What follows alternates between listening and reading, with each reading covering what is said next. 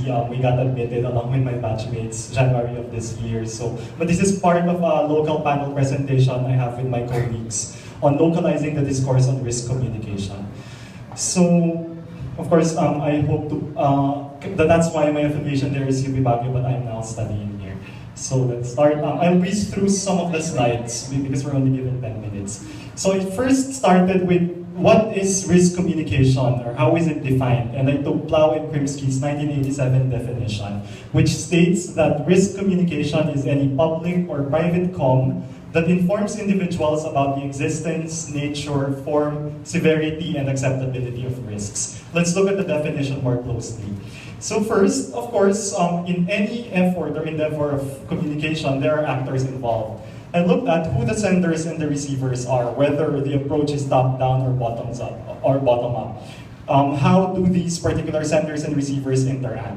I also looked at the purpose of messages. Risk communication wouldn't be possible without, of course, the content. Is the purpose to inform or to persuade? Because literature has raised the concern that often, in cases where vulnerable localities, livelihood, and lives are at stake, the task of the government is not only to inform people about steps they could take, but to persuade them that a particular courses of action are the best possible solutions. And finally, risk communication, of course, has content. And the content of the message is dependent on the channel, whether the channel is trusted, whether the channel is able to shape or reroute the message. Content about, again, going back to the definition, the content is about the nature, form, severity, or acceptability of risk. Given that definition that I used in the study, here are my questions. First, what are the local government's disaster risk reduction and management efforts and initiatives? And second, how does the city government of Baguio communicate risk to the local audience? How did I come about answering these questions? As recommended by my advisor as well as my colleague, I looked at published articles in one of our community newspapers, so it's a weekly. So I looked at whether they are reporting on government effort when it comes to risk. So that has been my basis for answering the questions. So I also looked at RA 10121 as the framework, the Philippine Disaster Risk Reduction and Management Act of 2010, which states that, which mandates cities to adopt a risk reduction management approach that is holistic, comprehensive, integrated, proactive, in lessening socio-economic environmental impacts, including climate change, and promote the involvement and participation of all sectors and stakeholders, etc. Why RA 10121? Because it directly mandates the cities to take efforts and initiatives to address the problem of risk. So, in relation to RA 10121, I further specified my questions. Is the city government of Baguio capable of building awareness through risk communication? Because that's the demand of risk communication in its interface with the law. In essence, it's about building awareness. And number two, can the local government engage civic groups, associations, schools, and the local media in its efforts and initiatives? So particularly, nung tinignan ko, ano nga ba talaga ang risk communication in contrast or interfaced with the law? It's really building awareness and capacity building. Is the city government of Baguio able to do that? Now, in my literature review, in my review of articles, I came about an article by Aileen Refuerzo sa Star Baguio. She categorizes 4 phases or stages in disaster risk reduction and management. She started with prevention, and these are included under prevention.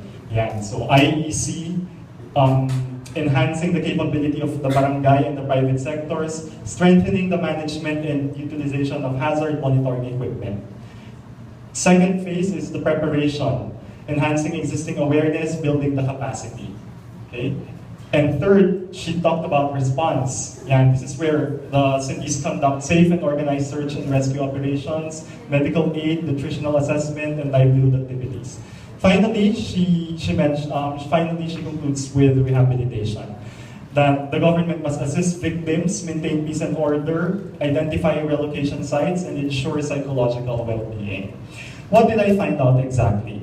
Let's look at the left, to my left, also to your left. The left column includes all the government efforts and initiatives. So, inisa-isa ko yan sa mga newspapers na nabasa, sa articles na nabasa ko. Tapos titingnan natin dito sa right side yung area ng DRRM that they address. So makikita natin na karamihan, majority, falls on the second half of the disaster, the response rehabilitation versus prevention and preparation. Yeah. Yung giving of funds for, giving of funds, calling for a disaster, giving of funds, purchasing disaster preparedness kits, nangyari na yung disasters, and then of course, they had to act. So what exactly? So the local government's risk communication is focused on recovery, response, rehabilitation. The primary purpose is to provide or render service, and the messages do not explicitly communicate risk. Okay? Pag titingnan natin dito sa risk communication strategy, makikita natin na karamihan talaga ng items listed para masabi na merong capacity building and awareness raising nandun sa preparation before the onset. So it appears that the government response ay hindi kagaya nun. Now, but of course, there's the question, bakit kaya? Diba? Parang, bakit ganun yung naging response ng government when it comes to disaster? Of course, I recognize that since I'm looking at journalists' reports on government efforts, the journalists may view risk differently. And this has been, of course, a concern raised when we presented this in Bye-Bye. Totoo naman, ang journalist, ang definition nila ng risk ay may ganitong aspeto na minsan hindi nakaka-capture sa current government actions. The government may have other venues or fora to communicate risk, hindi diretso sa dyaryo or sa TV, pero I don't know, barangay forum sila. Forum for awareness building and community engagement need to be maximized. So what? Okay, so medyo patapos na yung time ko, let me read through some. Overall, the following strategies advanced by Juanillo and Scherer 1999 still applies to the context of Baguio City for effective interaction among the government, the press, and the public. This is the so what of my study. Recommendations. First, build the credibility of all the participants in the risk communication process. The issue of trust comes to the fore, especially in situations of risk. Can the public trust the government in its call for evacuation during calamities? Are press reports reliable enough for the public to make informed decisions? Can the public be trusted with accurate interpretation of scientific data or assessments of risks? These are questions that stakeholders in the risk communication process, not just the government, the press, or the public, these are questions that they need to grapple with in order to assess the relative strengths and weaknesses of each party. These may mean establishing which areas belong to whom, determining domains or niche for government, the press, and the public. Overall, there may be clear-cut roles for each party to facilitate efficient and effective interaction. This implies that there may be a necessary acknowledgement that some tasks are better left in the hands of the experts, the government or the public, by virtue of their capacity, resources, or technology. Second, provide mechanisms for all participants to learn about each other's frames of reference when assessing and managing risk events.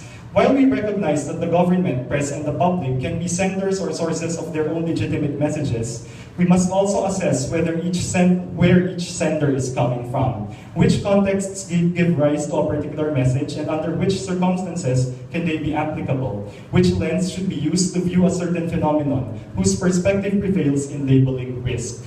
Constant dialogues must be pursued to allow the public to gain insights into how the experts and the government assess risks. On the other hand, the government and the scientists must also be informed about possible non-scientific, traditional, and even indigenous ways by which the public copes with risk. This opens doors for alternatives for understanding risk and avoids possible conflicts. Conflicts arise when there are unnecessary impositions by one party over the other, resulting in disobedience.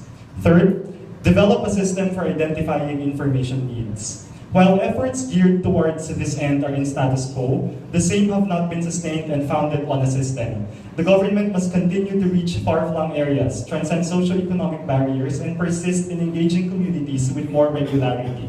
Disaster-prone and heavily affected areas must be prioritized in IEC activities. A forum must always be available for people to address their needs, because they bear the brunt of disasters. Most importantly, such activities must be sustained and facilities institutionalized for its purposes. While such offices exist, at least for the city of Baguio, the next step would be making these more visible and accessible to the public.